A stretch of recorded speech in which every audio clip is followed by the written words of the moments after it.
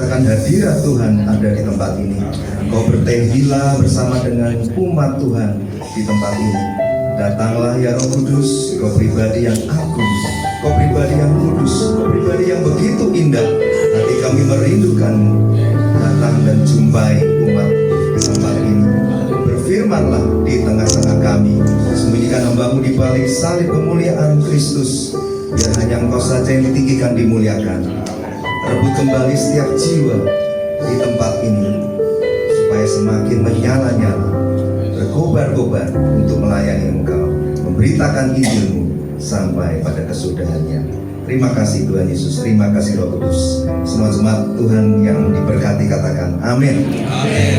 Puji Tuhan, Bapak Saudara, silakan duduk. Ya, selamat pagi, shalom Bapak Saudara yang dikasihi Tuhan. Puji Tuhan, kami mengucap syukur, berterima kasih karena pada kesempatan pagi ini kami boleh berada di tempat ini, di gereja Tuhan yang terkasih di GBI WTC Kota Wisata di bawah penggembalaan Bapak Pendeta Bram Suindun dan Ibu Gembala Seril ya. Saya ucapkan banyak terima kasih atas waktu dan kesempatannya, juga kepada Ibu Lori yang sudah menghubungi saya beberapa bulan yang lalu. Senang sekali bisa berada di tempat ini dan sepertinya ini sudah kali yang keberapa saya lupa ya. Memang sudah lama tidak berjumpa dan kita akhirnya berjumpa kembali di tempat ini. Mungkin beberapa jemaat ada yang masih ingat atau mungkin sudah lupa ya, karena memang kehidupan bergereja itu dinamis ya. Ada yang datang dan pergi dan sepertinya ada Bapak Ibu Saudara yang juga baru ya yang ada di tempat ini. Ya, karena saya diberi waktu 45 menit Bapak Saudara, ini suatu tantangan yang cukup menggelisahkan begitu ya. Karena biasanya kami itu kalau menyampaikan khotbah pengajaran itu minimal 1 jam gitu ya. Itu sudah minim sekali, jadi 45 menit ini seperti rally gitu ya, dikejar-kejar. Tapi nggak apa-apa, ini sebuah tantangan, jadi kita mau coba sampaikan dalam khotbah pengajaran yang padat berisi ya. Semoga Bapak Saudara diberkati Tuhan. Dan yang penting kalau nanti pulang jangan kondisinya sama seperti Anda datang, misalnya. Harus terima kelegaan, harus terima terobosan. Karena firman Tuhan itulah yang akan menolong kehidupan kita, saudara. Bukan yang lain, hanya firman Tuhan yang sanggup menolong setiap permasalahan hidup kita. Seringkali kita merasa apa gunanya belajar, apa gunanya diajar, kok membosankan, kok pengajaran. Ya karena kita belum mengerti bahwa hanya firman Tuhan yang sanggup memisahkan pertimbangan manusia dan pikiran atau pertimbangan Roh Kudus. Seringkali kita cari jalan keluar tapi kita nggak bisa mendapatkannya. Hanya firman yang menjadi jawaban kebutuhan kita. Amin Bapak Saudara ya. Jadi saya perkenalkan, nama saya Cahya Nugraha. Kami dari tim The Wonderful Counselor Ministry. Ini ada teman-teman dari tim TWC yang ada di depan ya. Dan TWC singkatan dari The Wonderful Counselor, jangan dibalik WTC ya, nanti kita jadi sama gitu ya, bersaing namanya ya. Saya pernah di satu tempat, atau mungkin di sini ya, itu ada yang keliru ya, bilang ucapkan selamat datang pada tim WTC. Jadi saya balas terima kasih kepada GBI TWC gitu ya. Ya kami The Wonderful Counselor ini dibawa dalam naungan Sinode GKKI ya, Gereja Kuasa Kasih Kristus Indonesia. Itu yang menaungi kami, tapi kami lebih aktif dalam pergerakan pelayanan penginjilan dan pelayanan misi.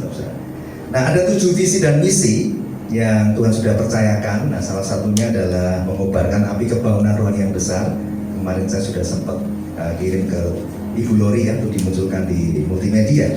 Nah kenapa mengobarkan api kebangunan rohani yang besar itu sangat penting Bapak? Karena kalau gereja kehilangan api kebangunan rohani, maka nggak akan ada lagi kehidupan rohani yang menyala-nyala.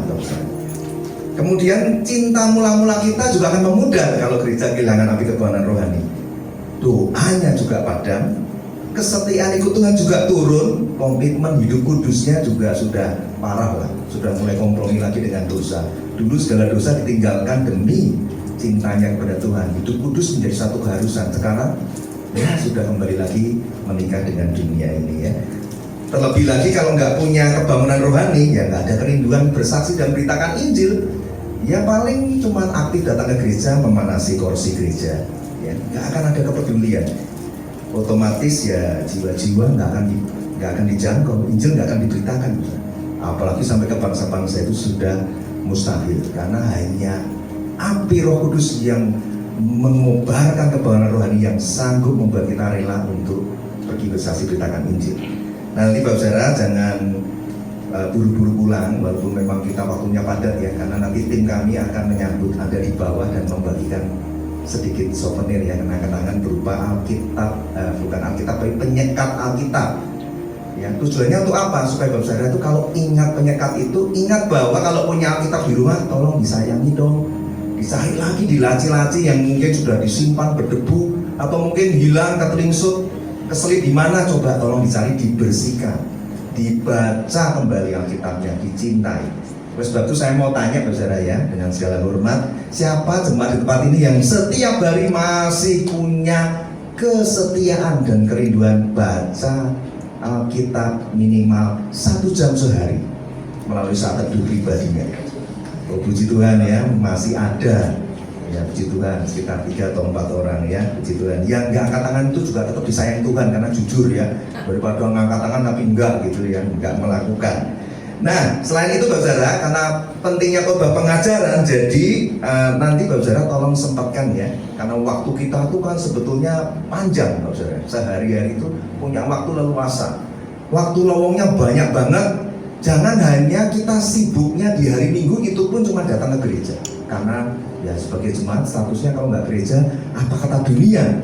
Atau ya mungkin para pelayan pekerja ya karena sibuknya di hari Minggu. Kalau Anda punya waktu kosong, saya himbau untuk bisa melihat khotbah-khotbah pengajaran dan penginjilan yang sangat penting yang Anda tidak akan pernah dengar di mana-mana.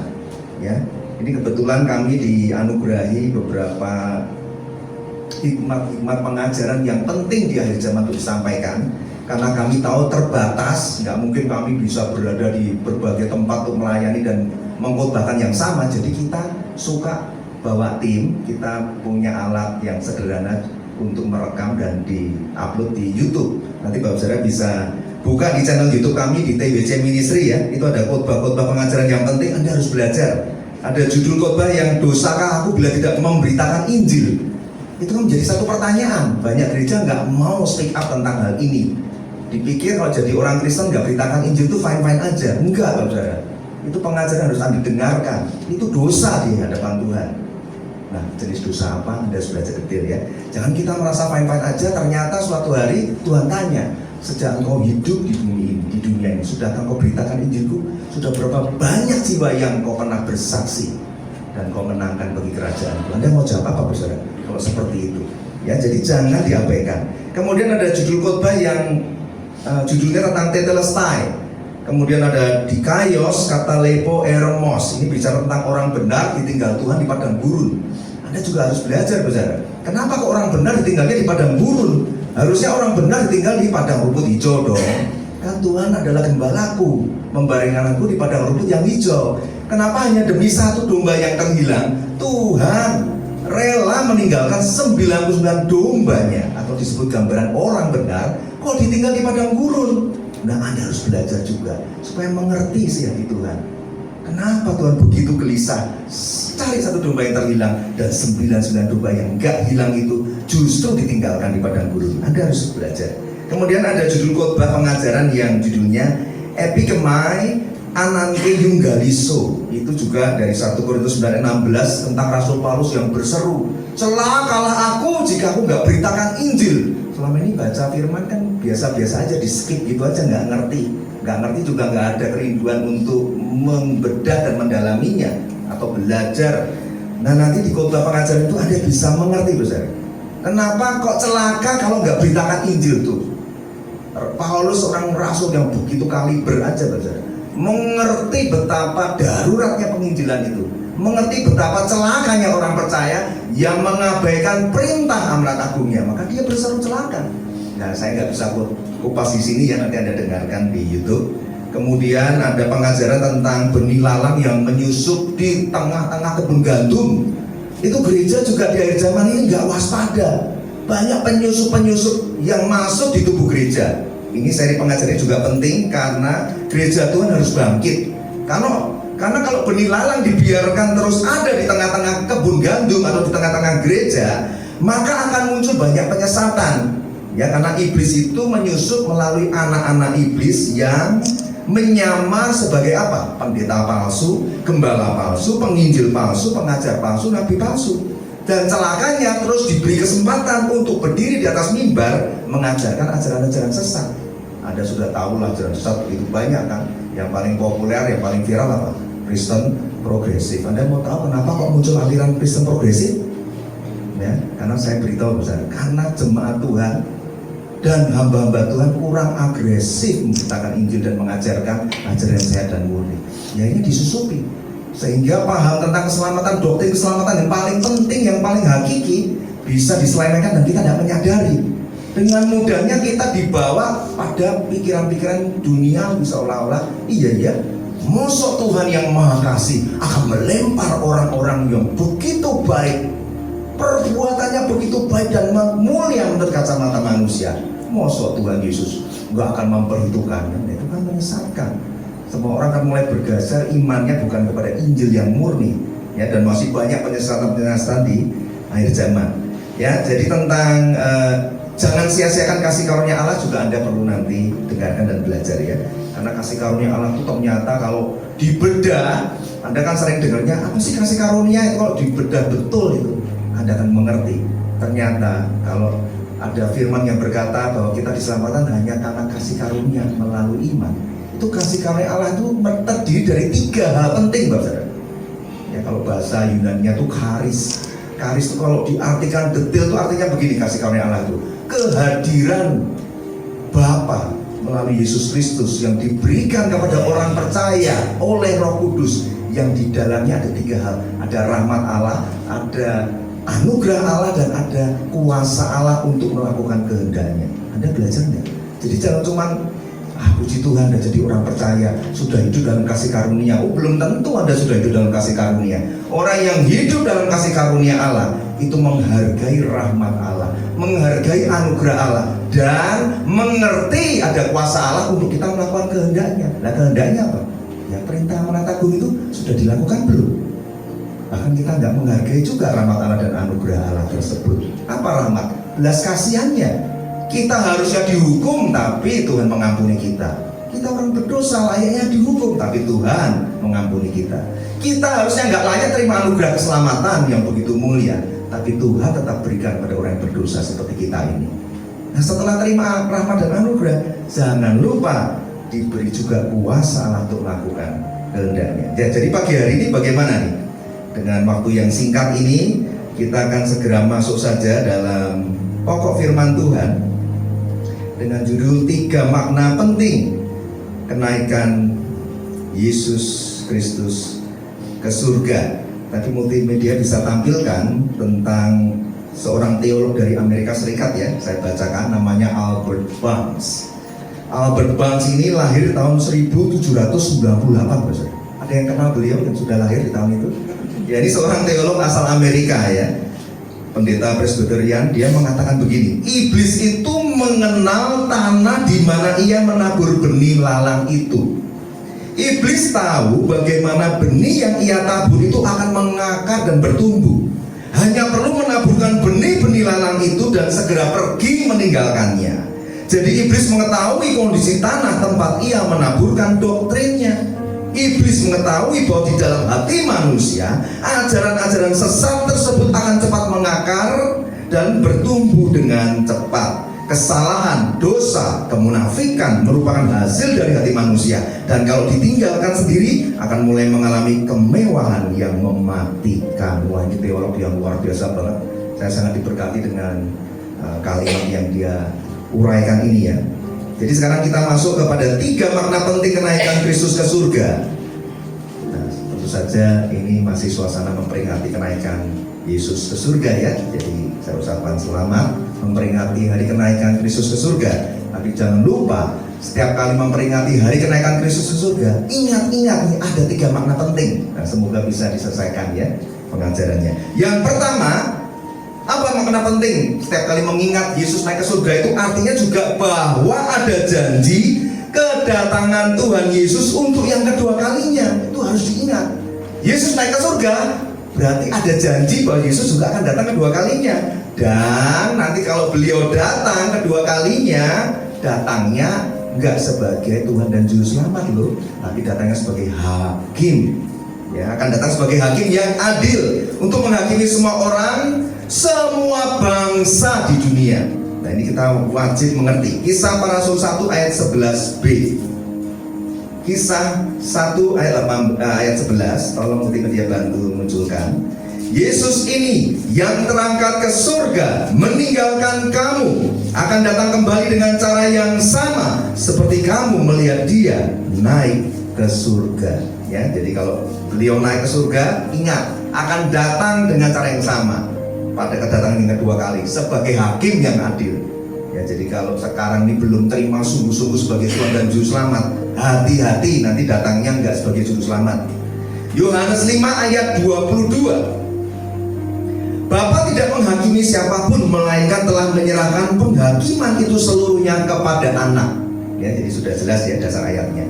Jadi kedatangan Tuhan Yesus yang kedua kali nanti adalah sebagai hakim yang adil, yang menghakimi semua bangsa, semua orang, termasuk orang-orang percaya, orang-orang yang juga tidak percaya kepadanya. Kita buka di Matius 25 ayat 31 sampai 33 dan juga ayat 41 dan 46 tentang penghakiman terakhir. Ya, yang sudah ketemu atau baca di multimedia juga nggak apa-apa. Kita baca bergantian ya, supaya ada olahraga dikit. Saya jemput Bapak Saudara bangkit berdiri. Matius 25 ayat 31 saya baca dulu dan nanti bergantian ya. Apabila Anak Manusia datang dalam kemuliaannya dan semua malaikat bersama-sama dengan dia, maka ia akan bersemayam di atas tahta kemuliaannya.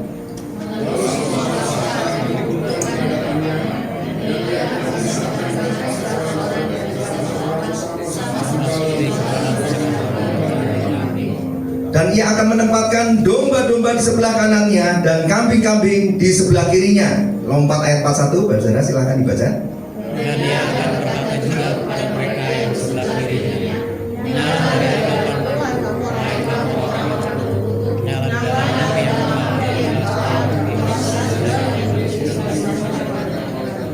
Ayat 46 saya bacakan. Dan mereka ini akan masuk ke tempat siksaan yang kekal, tetapi orang benar ke dalam hidup yang kekal. Silahkan duduk saudara. Nanti karena waktunya mepet, jadi saya ambil poin-poin penting ya. Gambaran domba yang dipisahkan di sebelah kanan. Saudara ingat ya, tadi sudah kita baca ya. Domba dipisahkan di sebelah kanan. Ini gambaran apa? Ini gambaran orang-orang benar, orang-orang yang diberkati, orang percaya yang sudah lahir baru, dan orang Kristen sejati. Nanti mereka akan menerima hidup kekal di surga. Sedangkan gambaran kambing yang dipisahkan di sebelah kiri, itu gambaran orang-orang yang tidak percaya, orang-orang terkutuk. Ya, tadi ayat 41 disebutkan apa? Orang-orang terkutuk. Bukan saya yang bilang ya, firman yang ngomong. Yang di sebelah kiri itu orang-orang terkutuk, yaitu Kristen KTP, Kristen agamawi, Kristen suang-suang kuku, Kristen murtad. Mereka akan dicampakkan ke dalam api neraka kekal, tempat siksaan yang kekal iblis dan pengikutnya.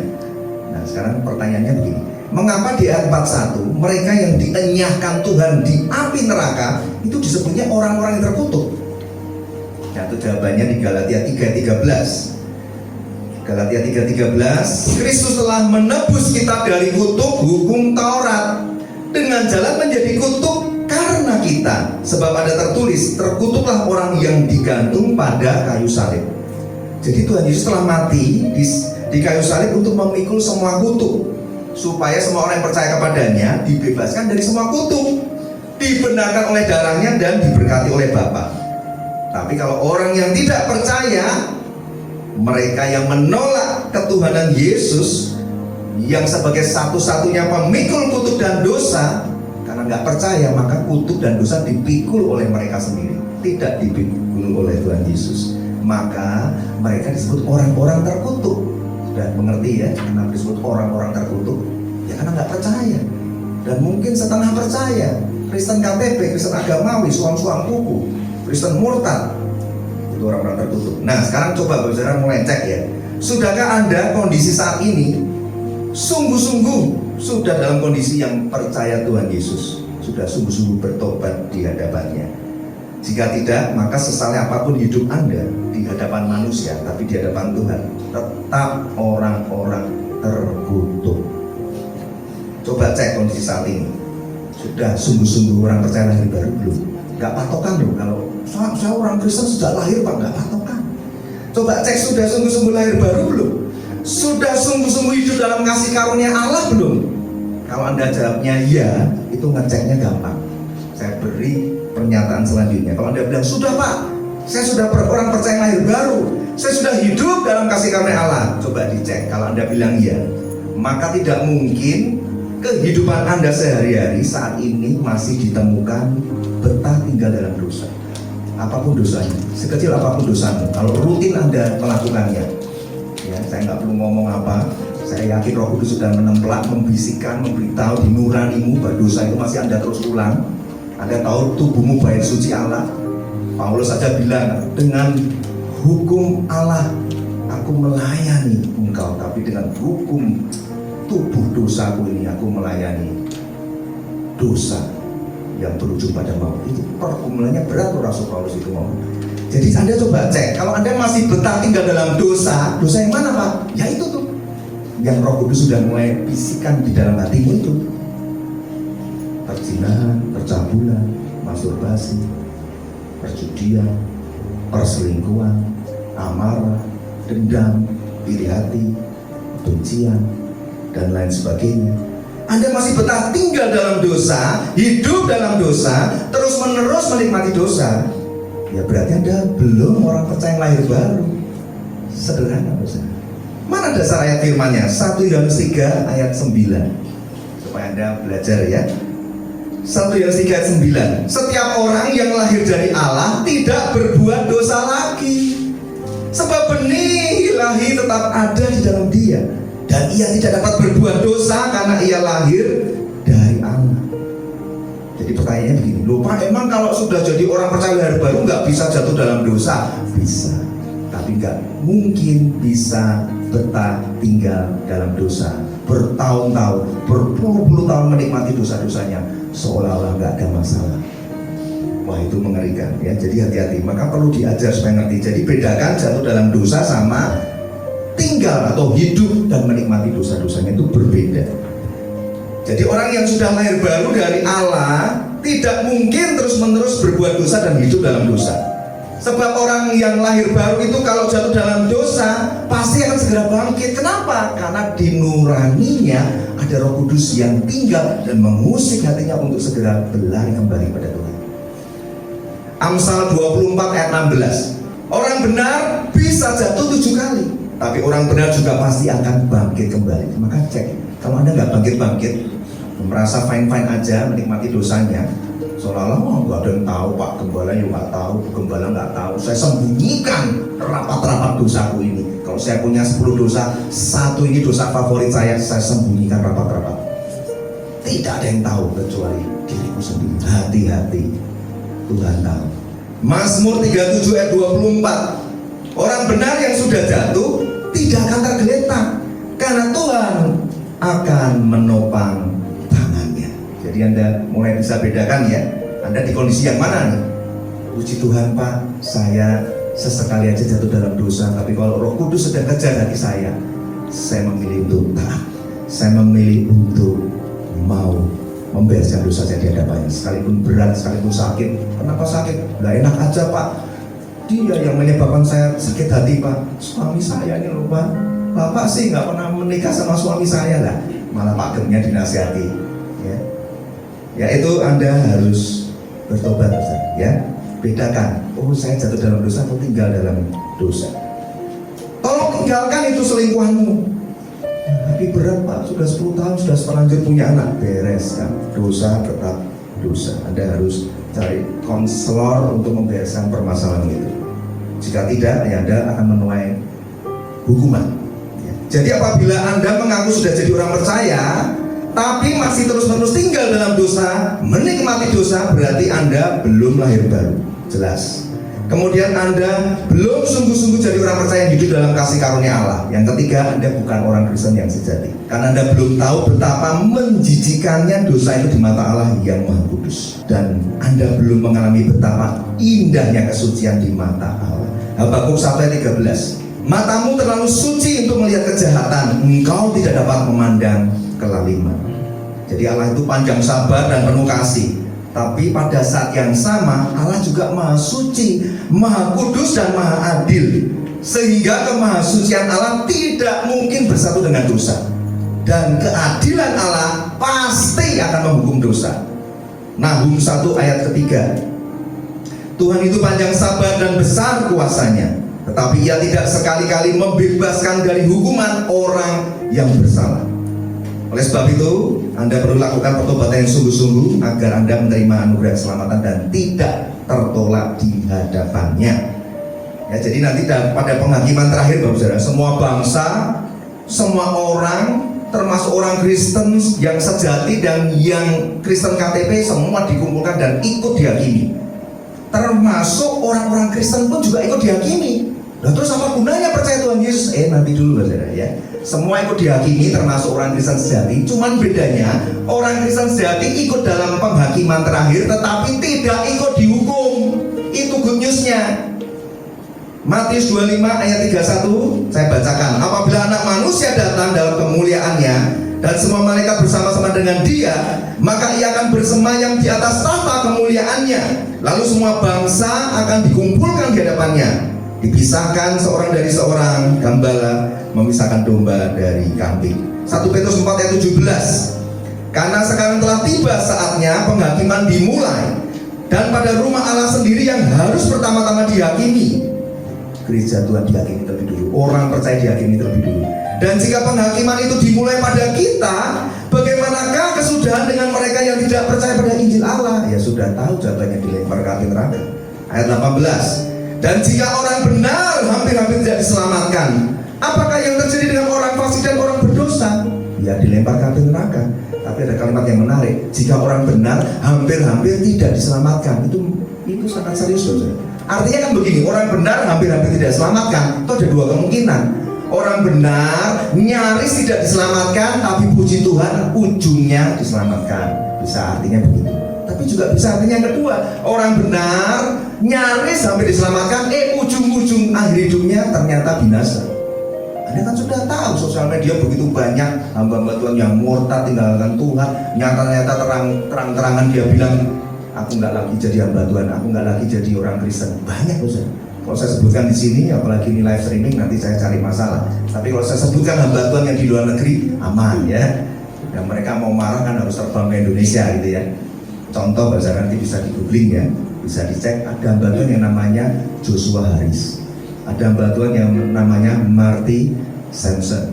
Ya, itu kan hamba Tuhan yang luar biasa, pendeta senior, penulis buku I Kiss Dating Goodbye yang menentang tentang kaum LGBT. Ujung-ujungnya murtad tinggalkan Tuhan, malah minta maaf.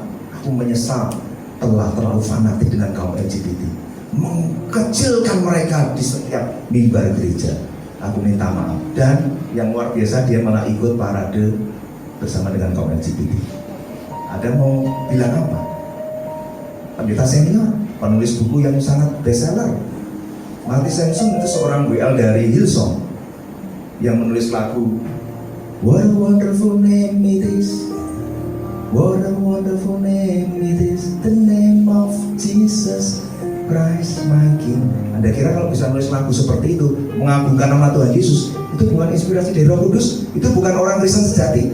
Mana bisa orang Kristen yang nggak sungguh-sungguh percaya bisa menulis lagu seperti itu? Ujung-ujungnya dia bilang, aku sudah tinggalkan iman percayaku. Ya, jadi hati-hati saudara ya, saya sekedar mengingatkan hal yang penting. Yohanes 3 ayat 18, barang siapa percaya kepadanya, ia tidak akan dihukum. Itu kabar baiknya ya. Semua bangsa, manusia percaya, orang tidak percaya dihakimi. Tapi orang Kristen sejati tidak terima hukuman, tapi ikut dalam penghakiman. Ya nggak apa-apa. Yang penting kan tidak dilempar dalam hukuman yang kekal di api neraka. Barang siapa tidak percaya, ia telah berada di bawah hukuman, sebab dia tidak percaya dalam nama Anak Tunggal Allah. Yohanes 5 ayat 24, Aku berkata kepadamu, sesungguhnya barang siapa mendengar perkataanku dan percaya kepada Dia yang mengutus aku, ia mempunyai hidup yang kekal dan tidak turut dihukum, sebab dia sudah pindah dari dalam maut ke dalam hidup. Masih kurang ayatnya, tambah lagi. Roma 8 ayat 1. Demikianlah sekarang tidak ada penghukuman bagi mereka yang ada dalam Kristus Yesus. Jadi tolong pastikan Anda orang Kristen sejati, sudah lahir baru. Ciri-cirinya tadi sudah saya sampaikan ya. Nah sekarang pertanyaan yang kedua begini, mengapa di Matius pasal 25 soal penghakiman terakhir, Sang Hakim Adil Tuhan Yesus Kristus hanya membicarakan soal perbuatan-perbuatan baik yang dilakukan oleh orang-orang benar, oleh kelompok domba yang ditaruh di sebelah kanan. Dan Tuhan tidak sedikit pun membicarakan soal dosa mereka. Anda kalau baca di Matius pasal 25 tadi, karena kita bacanya nggak full, tapi saya yakin Anda pernah membacanya secara lengkap. Kan Tuhan nggak singgung dosa, Tuhan malah menyinggung tentang perbuatan baik mereka kan. Tuhan kenapa? Kapan aku mengenal hatimu? Tuhan bilang ya kalau ada orang lapar kau beri makan, ada orang sakit kau kunjungi, orang di penjara kau kunjungi, orang lapar beri makan, orang minum kau beri minuman, telanjang kau beri pakaian. Itu perbuatan-perbuatan baik dan tidak disinggung tentang dosa-dosa mereka. Kenapa Ustaz? Yang pertama karena dosa mereka sudah ditebus, sudah diampuni, dan Allah tidak mengingat-ingat lagi dosa mereka. Wow, puji Tuhan ya. Yesaya 43 ayat 25. Supaya kita mengerti kenapa domba ini nggak disinggung dosanya lagi, tapi malah diberitahu, karena engkau mengerti isi hatiku yang lapar, yang haus, telanjang, sakit, di penjara, engkau hadir melayani mereka. Kalau kau melayani orang yang paling hina ini, kau melayani aku. Ya, jadi karena dosa mereka sudah ditebus, sudah diampuni, dan Tuhan tidak mengingat dosa-dosa mereka. Yesaya 43 ayat 25. Akulah Dia yang menghapus dosa pemberontakanmu oleh karena aku sendiri, dan aku tidak mengingat-ingat dosamu. Mika 7 ayat 19. Biarlah Ia kembali menyayangi kita, menghapuskan kesalahan-kesalahan kita, dan melemparkan segala dosa kita ke dalam tubir-tubir laut. Efesus 1 ayat 7. Sebab di dalam Dia dan oleh darahnya kita beroleh penebusan, yaitu pengampunan dosa untuk kekayaan kasih karunia-Nya. Jadi sudah mengerti? Alasan yang kedua apa?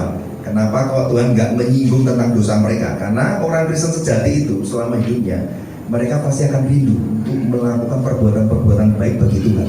Gak usah disuruh, gak usah didorong-dorong, otomatis muncul kerinduan. Karena orang Kristen sejati sudah ada Roh Kudus tinggal di dalam hidupnya. Roh Kudus itu roh kesaksian, pasti mendorong Anda untuk rajin melayani, pergi bersaksi beritakan Injil.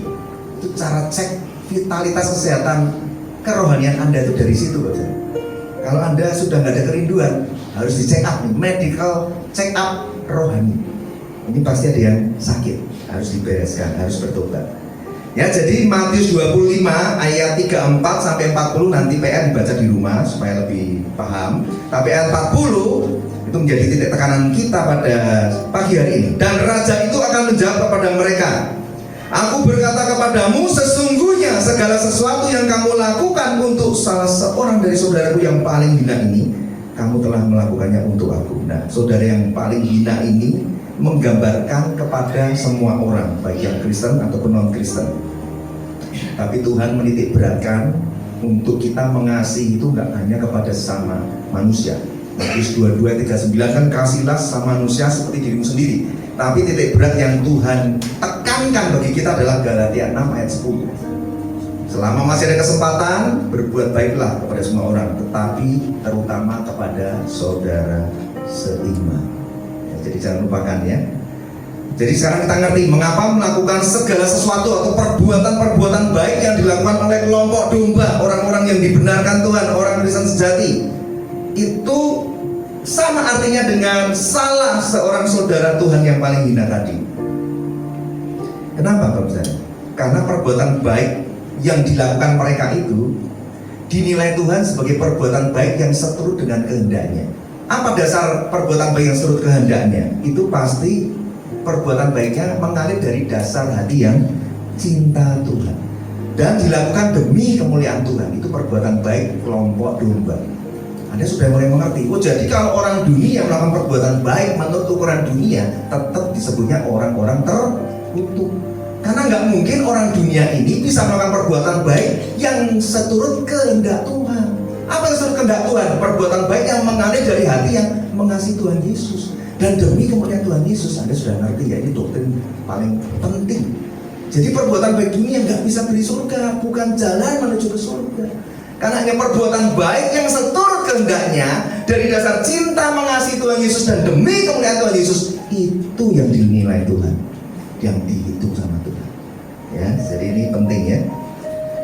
Yohanes 14 ayat 15. Jikalau kamu mengasihi aku, kamu akan menuruti segala perintahku. Yohanes 14 ayat 21. Barang siapa memegang perintahku dan melakukannya, dialah yang mengasihi aku. 1 Korintus 10 ayat 31. Aku menjawab, jika engkau makan atau jika engkau minum atau jika engkau melakukan segala sesuatu yang lain, lakukanlah semua itu untuk kemuliaan Allah. Itu dasar-dasar firman-Nya tadi. Nah, jadi sekarang kita sudah mengerti bahwa contoh perbuatan baik harus mengalir dari dasar cinta pada Tuhan dan buat kemuliaan Tuhan. Konkretnya gimana kalau melayani Tuhan itu perbuatan baik nggak? Iya. Tapi lebih jelasnya perbuatan baik melayani Tuhan itu jangan lupakan tentang tugas bersaksi, memberitakan Injil. Karena itu amanat agung diberikan, saudara. Bukan untuk keisengan dan tidak dikerjakan. Ya, kita akan belajar nanti ya. Jadi pada saat hari penghakiman terakhir, semua manusia, mau besar, mau kecil, ini bukan ukuran tubuh, tetapi usia. Mau besar, mau kecil, mau tua, mau muda, mau anak tua, mau anak muda gitu ya. Dari zaman Adam sampai Hawa, sampai hari kedatangan Tuhan Yesus yang kedua kali nantinya, itu mereka semua bangsa itu akan berdiri di tahta putih Allah atau tahta pengadilan Tuhan Yesus, dan semuanya masing-masing akan dihakimi menurut perbuatannya selama hidup di bumi ini.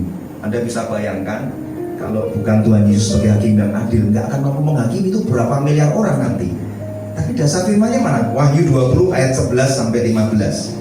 Tolong dimunculkan kalau memang belum ada di multimedia. Wahyu 20 ayat 11 sampai 15 bicara tentang hukuman terakhir. Saya bacakan ya.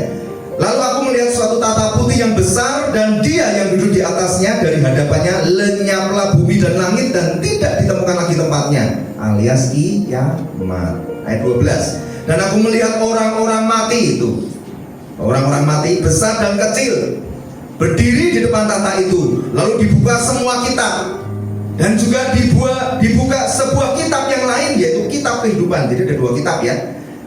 Dibuka semua kitab, satu lagi kitab kehidupan. Ada dua jenis kitab. Dan orang-orang mati dihakimi menurut perbuatan mereka berdasarkan apa yang tertulis dalam kitab-kitab itu. Jadi semua kitab itu adalah bicara tentang kitab-kitab itu. Apa itu kitab-kitab itu? Adalah kitab-kitab, lebih dari satu kitabnya, karena orang yang miliaran. Fungsinya apa kitab-kitab itu? Untuk mencatat perbuatan baikmu, perbuatan jahatmu dari zaman manusia penciptaan pertama sampai nanti hari kedatangan Tuhan Yesus kedua kali. Ditulis semua di sana. Jadi mau lari kemana, Ustaz? Anda mau sembunyikan dosa, serapat apapun kau sembunyikan, nggak ada yang tahu. Sampai kau detik mau meninggal, nggak ada yang tahu. Tetap tercatat di kitab-kitab itu. Ayat 13. Maka laut menyerahkan orang-orang mati dan yang ada di dalamnya, dan maut dan kerajaan maut menyerahkan orang-orang mati yang ada di dalamnya, dan mereka dihakimi masing-masing menurut perbuatannya. Nanti dibuka, kitab-kitab itu dibuka. Ini buat contoh ya, kalau saya sebutkan namanya kebetulan sama ada di sini, mohon maaf ya, kan cuma contoh ya, kalau marah sama Tuhan ya. Dibuka kitab-kitab itu. Saudara Nancy, pada tanggal sekian, jam sekian Anda melakukan dosa ini. Dicek. Mau Anda kelompok kambing, pergi lempar ke api neraka. Saudara Budi, dan kitab-kitab itu dicatat semua, saudara. Dilempar ke api neraka, dihakimi masing-masing menurut perbuatannya. Lalu maut dan kerajaan maut dilemparkan ke dalam lautan api. Itulah kematian yang kedua, lautan api. Ya, jadi kalau ayat 11 Anda membacanya, ada ayat 12 Anda membacanya, aku melihat orang mati besar kecil berdiri. Itu sudah satu hal yang aneh. Orang mati kok bisa berdiri? Nah, ini Anda harus mengerti, betul. Orang mati kan tidur di kuburan, kok orang mati berdiri? Nah, kita perlu mengerti bahwa kita itu tidak bisa mati, saudara. Kita hanya bisa meninggal dunia. Beda dengan mati. Meninggal detik kita meninggal dunia, itu meninggalkan dunia yang fana ini untuk suatu hari akan dibangkitkan. Mending kalau dibangkitkan untuk diyakini dan lepas dari hukuman. Kalau udah mati, meninggalkan dunia, dibangkitkan, ikut dalam penghakiman, terus dilempar dalam hukuman terakhir di lautan api neraka, itu yang mengerikan. Maka hati-hati loh. Kalau ada yang paham, udahlah, orang berbuat dosa tuh nanti mati juga cepat, udah bunuh diri aja, masalah selesai. Hati-hati, nggak selesai saudara, justru mengerikan, menantikan hukuman yang lebih seram. Ayat 15, dan setiap orang yang tidak ditemukan namanya tertulis di dalam kitab kehidupan itu dilemparkan ke dalam lautan api. Jadi ada kitab-kitab yang mencatat perbuatan baik, perbuatan jahat seluruh bangsa, seluruh manusia di dunia sejak zaman Adam sampai hari kedatangan Tuhan. Dan ada kitab kehidupan juga yang mencatat semua orang Kristen sejati, orang-orang yang diberkati Tuhan, orang-orang yang dibenarkan dengan darah Yesus, dicatatnya di kitab kehidupan. Jadi pastikan Anda, namamu sudah ada di situ, Bapak. Bukan dicatat di kitab-kitab yang mencatat perbuatan baik, gak ada gunanya. Itu dijadikan dasar untuk menghakimi dan menghukum. Dan ingat, Bapak, Tuhan Yesus datang sebagai hakim yang adil. Dia akan hanya bisa ikut menangis, tapi dia nggak bisa menolong. Sudah terlambat. Keadilan Allah akan ditegakkan. Kekudusannya tidak mungkin dapat kompromi dengan dosa. Jadi sekarang kita harus cek, kita sedang menuju kemana, Bapak? Hidup kekal di surga, atau jangan-jangan jalan hidup kita ini, kerohanian kita itu sedang bergeser menuju kepada kekekalan api neraka. Jadi ada kematian kekal kedua ya, yang akan dialami oleh manusia. Siapa saja yang akan dilemparkan ke dalam lautan api neraka? Ya jelas orang yang tidak percaya pada Tuhan Yesus, orang-orang terkutuk tadi, orang-orang yang Kristen KTP, orang-orang agamawi, suam-suam kuku, murtad, itu semua namanya tidak tertulis di kitab kehidupan. Tuhan Yesus sudah memperingatkan bahwa setiap orang yang namanya tidak ditemukan tercatat di kitab kehidupan akan dilempar ke lautan api neraka pada saat dari penghakiman dan penghukuman yang terakhir. Mau pergi dan lari kemana, Bapak Saudara? Manusia tidak dapat menyembunyikan segala perbuatan dosanya, perbuatan jahatnya di mata Tuhan. Yang kedua adalah tetap percaya, pegang teguh janji kedatangan Tuhan Yesus yang kedua kali. Ya, makna kenaikan Tuhan Yesus yang kedua adalah tetap percaya, pegang teguh janji kedatangan Tuhan Yesus yang kedua kali, bahwa pada hari kedatangannya untuk yang kedua kali akan dipenuhi dengan segala kekuasaan dan kemuliaan yang besar, adil dan mulia. Markus 13 ayat 24 sampai 26 itu tentang kedatangan anak manusia. Saya percepat aja ayat 26. Pada waktu itu orang akan melihat anak manusia datang dalam awan-awan dengan segala kekuasaan dan kemuliaannya. Jadi ingat bahwa kedatangan Tuhan Yesus yang pertama 2000 tahun yang lalu, kedatangannya itu sudah dipenuhi dengan segala kehinaan, kemiskinan, tidak ada penyambutan selain hanya gembala dan orang Majus. Lahir di kandang domba, di dalam palungan tempat makan binatang, dikejar-kejar seperti seorang penjahat, diancam dibunuh oleh Herodes, tidak punya tempat untuk meletakkan kepalanya, diusir di kampungnya sendiri, dihina, diludahi, dipukul, disiksa, dicambuk, dimahkotai duri, hingga harus mati pada akhirnya dengan cara mengerikan, dipaku di atas kayu salib. Tapi semuanya itu telah berakhir. Nanti kedatangan Tuhan Yesus yang kedua kali, kemuliaan Kristus sudah dimulai sejak kebangkitan dan kenaikannya. Dan kedatangannya, karena Tuhan Yesus sudah naik ke surga, itu kemuliaannya jadi penuh. Jadi beliau akan datang yang kedua kali itu dengan kemuliaan dan kekuasaan yang penuh, Bapak Saudara. Yang seperti digambarkan tadi di 2 Tesalonika 1 ayat 10. Apabila ia datang pada hari itu untuk dimuliakan di antara orang-orang kudusnya dan untuk dikagumi oleh semua orang yang percaya. Ada seorang dokter teologi yang namanya Bruce Miles. Ini dokter teologi yang dari Skotlandia. Ini seorang dokter teologi yang sangat hebat. Dia berkata seperti ini. Pada kedatangannya yang pertama, Tuhan kita berada dalam keadaan yang lemah dan tidak dikenal, seolah-olah tidak punya dampak sama sekali atas sejarah manusia. Sebaliknya kedatangan Tuhan yang kedua akan nyata di seluruh alam semesta. Dia akan datang dengan awan-awan dari langit. Awan-awan menandakan kemuliaan Allah serta menyatakan kehadirannya di antara umatnya. Dalam pengertian ini kedatangan Tuhan kembali merupakan babak akhir dari penyingkapan kehadiran Allah, pernyataan yang tersempurna dari Allah Tritunggal dalam kemuliaannya. Millard J. Erickson, ini juga seorang profesor teologi Ya, saya bacakan dia ngomong seperti ini. Berbagai gambaran mengenai kedatangan Kristus kali yang kedua menunjukkan sifatnya yang penuh kemuliaan, suatu kontras yang sangat tajam dengan keadaan yang rendah dan hina pada saat kedatangan yang pertama. Kedatangan yang pertama merupakan tahap pertama dari penghinaan Kristus, sedangkan kedatangan yang kedua akan merupakan puncak dari kemuliaannya. Dia akan datang di awan-awan dengan seluruh kekuasaan dan kemuliaannya. Dia akan disertai oleh bala malaikat, dimaklumkan oleh penghulu malaikat. Dia akan duduk di atas tahta kemuliaan untuk menghakimi semua bangsa. Ironisnya, ia datang dihakimi pada akhir hidupnya di bumi, namun ia akan datang kembali untuk menghakimi semua orang pada kedatangannya yang kedua kali. Jelas dia akan datang kembali dalam segala kemuliaannya. Jadi Bapak Saudara, kalau Anda dengar orang yang suka memperolok-olok, alah jadi orang Kristen gak usah fanatik, katanya kiamat gak datang-datang, katanya Tuhan Yesus gak akan datang gak datang-datang, dan gak usah didengerin ya. Itu sudah ada di 2 Petrus 3 ayat yang ke-3 sampai ke-4. Ya, saya baca ayat ke-4 ya.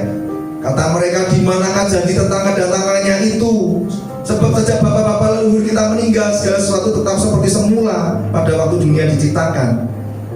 Nah, terus dijawab di ayat 9 ya. Tuhan tidak lalai menepati janjinya, sekalipun ada orang yang menganggapnya sebagai kelalaian. Tetapi ia sabar terhadap kamu, karena ia menghendaki supaya jangan ada yang binasa, melainkan semua orang berbalik dan bertobat. Jadi Anda harus berpikir seperti ini.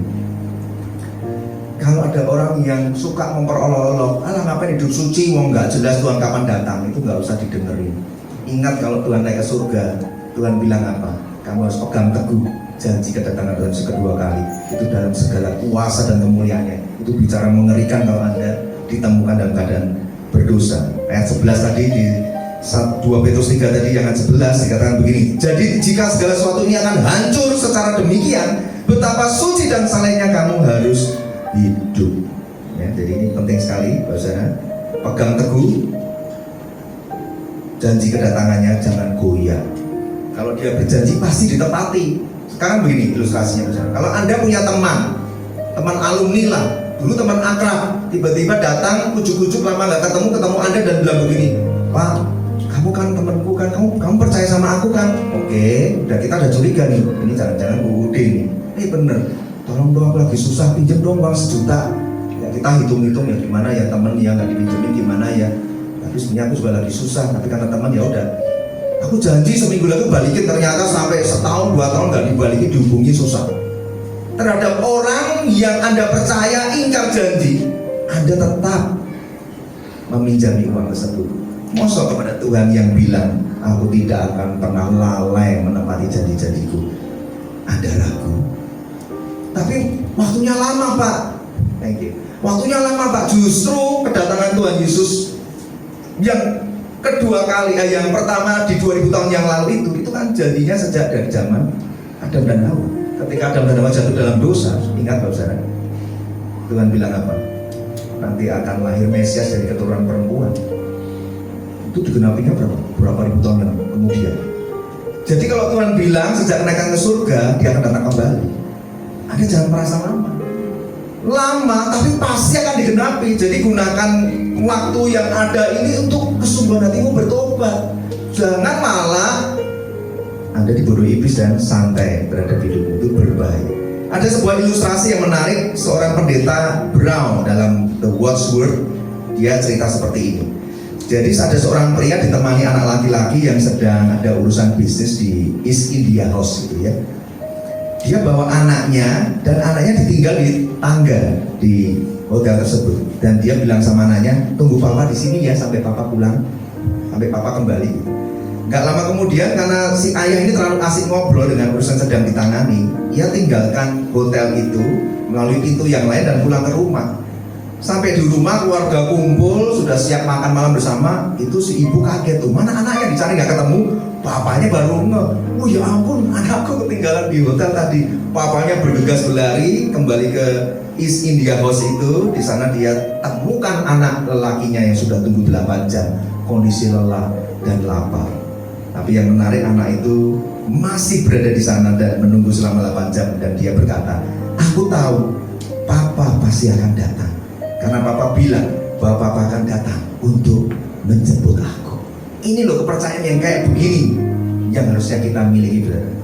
iman seperti anak kecil ini, iman yang sudah mati di dalam Kristus. Jadi semua orang yang nanti tertidur dalam Yesus, kita tahu bahwa Yesus akan datang kembali menyatakan kemuliaan kepada kita. Amin, saudara.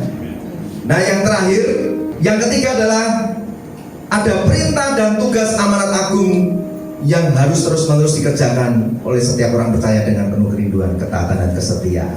Jadi kalau ingat kenaikan Tuhan Yesus, jangan lupakan makna yang ketiga adalah ada perintah amanat agung yang juga harus terus dikerjakan dengan penuh kerinduan, ketaatan, dan kesetiaan.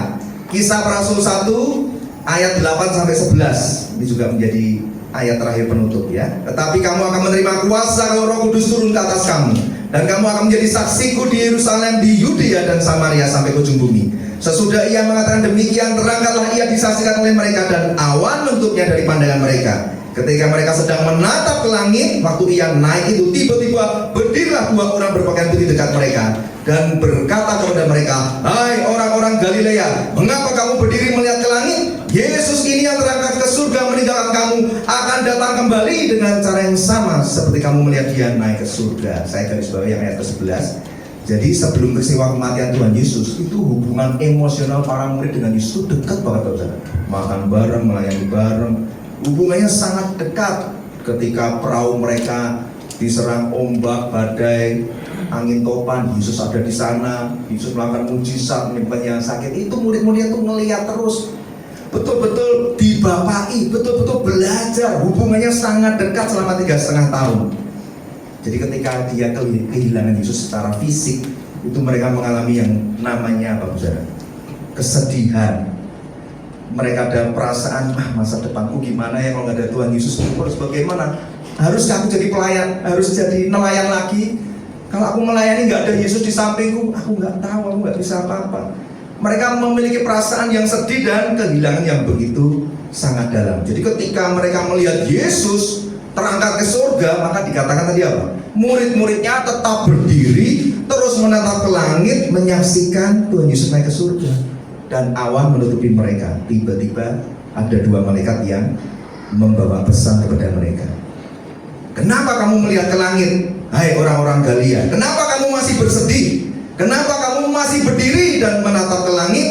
Jangan kamu bersedih hati, sebab kamu tidak kehilangan Yesus selama-lamanya. Karena Yesus pergi ke surga, dia akan datang kembali dengan cara yang sama. Jadi kenapa harus bersedih dan terus menatap ke langit? Itu ternyata ada maksudnya. Maksudnya ini adalah, kerjakan tugasmu seperti yang telah Yesus perintahkan kepadamu. Jadikan semua bangsa muridnya, dan kamu akan dipakai yang menjadi saksi yang berani di Yerusalem, Yudea, Samaria sampai ke ujung bumi. Itu loh maknanya. Sering kita miss kan?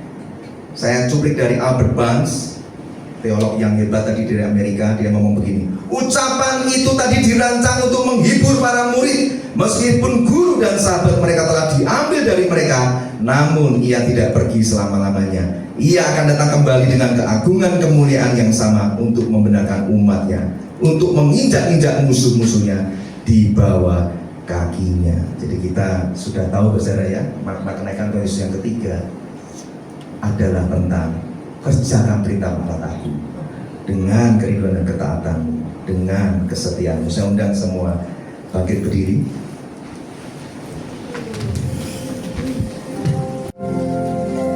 Inilah waktunya Roh Kudus bekerja di tengah-tengah kami. Dan dalam waktu yang singkat ini, Roh Kudus, setiap firman yang telah mereka dengar di telinga mereka, Logos itu kau ubah menjadi rema. Jangan ada satupun jemaat di tempat ini yang kehilangan makna penting dari kenaikan Kristus ke surga. Biarlah ketika makna penting tadi sanggup mengubah hidup jemaat di tempat ini. Ya Roh Kudus, hamba-Mu berdoa, bangkitkan roh yang rela untuk melayani, roh yang rela untuk pergi bersaksi dan beritakan Injil. Jangan biarkan ada jemaat satupun di tempat ini yang tidak sungguh-sungguh hidup dalam kasih karunia, yang terus menyia-nyiakan setiap waktu dan kesempatan untuk bertobat dan melakukan kehendak-Mu. Biarkan mereka menjadi jemaat yang terus mau menghormati akan pengorbanan Kristus di kayu salib, dan yang mengerti tentang panggilan Tuhan yang mulia amanat agung Tuhan Yesus diberikan kepada setiap orang percaya. Itu tugas penting untuk kami kerjakan ya Tuhan, bukan tugas hamba Tuhan. Saya akan bacakan buat Bapak Saudara, Anda bisa dengarkan. Suatu hari nanti jikalau Tuhan berkata seperti ini, apakah jawabmu? Hai anakku, aku telah menebus dan menyelamatkanmu dengan kasih dan pengorbanan yang besar. Dan aku telah memilihmu, memanggilmu untuk pergi menjadi saksiku, memberitakan Injilku. Masih adakah ketaatan dan kerinduan di hatimu? Masihkah engkau terus menunda dan mengabaikan perintah amanat agungku yang seharusnya kau kerjakan? Di manakah telah hilangnya api penginjilan di dalam hatimu? Di manakah telah padamnya roh kesaksian di dalam jiwamu? Di manakah telah memudarnya kerinduan yang besar akan jiwa-jiwa yang terhilang? Di manakah telah hilangnya kerelaan hatimu untuk pergi memberitakan Injilku? Di manakah telah hilangnya cinta mula-mulamu kepadaku? Aku sangat mengasihimu, ku berikan hidup yang baru kepadamu. Amin.